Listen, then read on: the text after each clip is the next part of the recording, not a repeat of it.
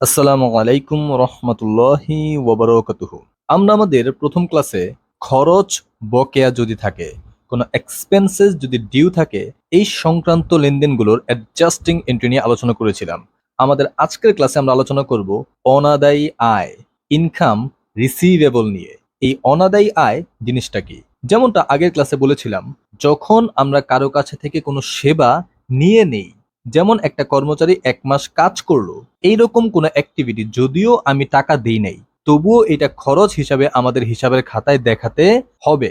Plus ঠিক একইভাবে যদি আমি কাউকে সেবা দিয়ে দেই, যদিও আমি টাকা এখনো পাই নাই, তবে যেহেতু সেবা দিয়ে দিয়েছি, আমি তার কাছে টাকা পাওনা হয়ে গেছি, হিসাব বিজ্ঞানের নিয়ম অনুযায়ী এটা ইনকাম হিসাবে গণ্য হবে, মানে আয় হিসাবে গণ্য হবে। কিন্তু যেহেতু এখনো টাকাটা পাই নাই, এই আয়টা অনাদায়ী আয় হিসাবে লিপিবদ্ধ হবে।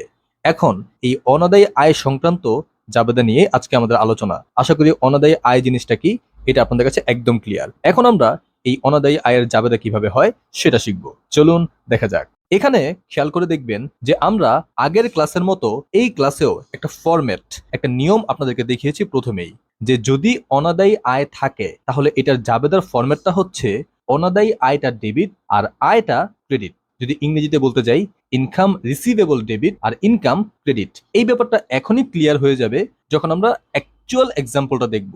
যেমন ইন্টারেস্ট রিসিভেবল, সুদ অনাদায়ী আছে। রিসিভেবল শব্দটার অ্যাকচুয়াল মিনিংটা হচ্ছে যে ইন ফিউচার পাওয়া যাবে, এখনো রিসিভ করি নাই, তবে ইন ফিউচার রিসিভ করব।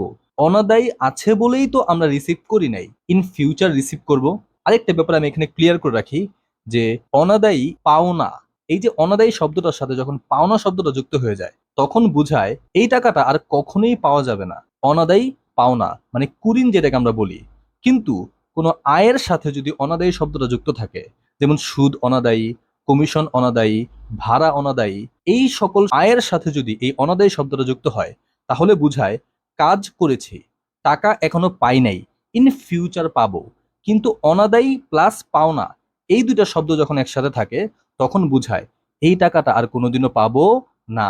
মানে যার কাছে থেকে টাকা পেতাম, দেনাদার, সে চলে গেছে বহু দূরে, আর তার কাছ থেকে টাকা পাওয়া যাবে না। এখন আমরা কি কাজ করছি? যে টাকা পাবো, কাজ করে দিয়েছি কিন্তু এখনো পাই নাই, তাহলে জাবেদাটা কি হবে? যেমন সুদ অনাদায়ী, আমাদের ফরম্যাটটা ছিল অনাদায়ী আয়, আয়ের নামটা কি? সুদ। সুতরাং অনাদায়ী সুদ হিসাব ডেবিট, এবং ক্রেডিটে কি ছিল রুলসে? আয় হিসাব ক্রেডিট। আয়টার নাম কি? সুদ। সুতরাং সুদ আয় হিসাব ক্রেডিট। যদি কমিশন অনাদায়ী হইতো তাহলে কি হইতো? অনাদায়ী কমিশন হিসাব ডেবিট আর কমিশন আয় হিসাব ক্রেডিট। ঠিক একইভাবে যদি আমরা ইংরেজির কথাটা বলি, যে ইনকাম রিসিভেবল, এই ইনকামটার নাম কি? ইন্টারেস্ট। ইন্টারেস্ট রিসিভেবল ডেবিট আর ইনকামের নামটা হচ্ছে ক্রেডিট। ইন্টারেস্ট ইনকাম ক্রেডিট, এমন করে জাস্ট আমরা নামটা যুক্ত করে দিব। ফরম্যাটটা এইরকমই থাকবে। এটা গেল ফরমেটিভ বা রুলস অনুযায়ী। এখন আমরা আগের ক্লাসের মতো একটু যৌক্তিকভাবে বোঝার চেষ্টা করি। আল্লাহ তাআলা আমাকে বোঝানোর মতো তৌফিক দান করুক এবং আপনাদেরকেও বোঝাটা সহজ করে দিক। ভালো মতো খেয়াল করবেন। যেমনটা আগের ক্লাসে বলেছিলাম, যখনই আমরা কোনো সেবা নেই অথবা সেবা দেই, যদি সেবা নেই, যদিও টাকা দেই নেই, ওইটা হিসাব বিজ্ঞানের নিয়ম অনুযায়ী একটা খরচ তৈরি করে ফেলে, আর ওই খরচটা হিসাবের খাতায় দেখাতে হয়। ঠিক একইভাবে আমরা যখন কাউকে সেবা দিয়ে দেই, যদিও টাকা পাই নাই, তবুও যেহেতু সেবা দিয়ে দিয়েছি, তার কাছে টাকা পাওনা হয়ে গেছি, আমাদের একটা আয় লিপিবদ্ধ দেখাতে হবে। এই জন্য দেখেন, আয়টাকে আমরা ক্রেডিট করে দিয়েছি। আমরা জানি কোনো আয় যদি তৈরি হয় বা আয় যদি বৃদ্ধি পায়, তাহলে আয়টা কোন দিকে যায়? ক্রেডিট দিকে যায়। এই জন্য দেখেন, আয়টাকে আমরা ক্রেডিট দিকে পাঠিয়েছি। প্লাস আয় তো হয়েছে কিন্তু এখনো পাই নাই, ইন ফিউচার পাবো। একটা ব্যাপার আপনাদের কাছে আমি বলে রাখি, যে আগামীতে পাওয়া যাবে এমন সবকিছুকে সম্পদ বলে। এই যে আয়টা, এই আয়টা একটা সম্পদের রূপ নিয়েছে।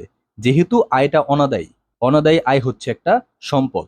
আয়টা সম্পদের রূপ নিতে পারে, খরচটা দায়ের রূপ নিতে পারে। এই যে খরচটা দায়ের রূপ নেয়, আমরা আমাদের আগের ক্লাসে শিখেছিলাম, যখন খরচটা পরিশোধ করি নাই, ইন ফিউচার পরিশোধ করতে হবে, এটা একটা দায়ের রূপ নিয়েছে।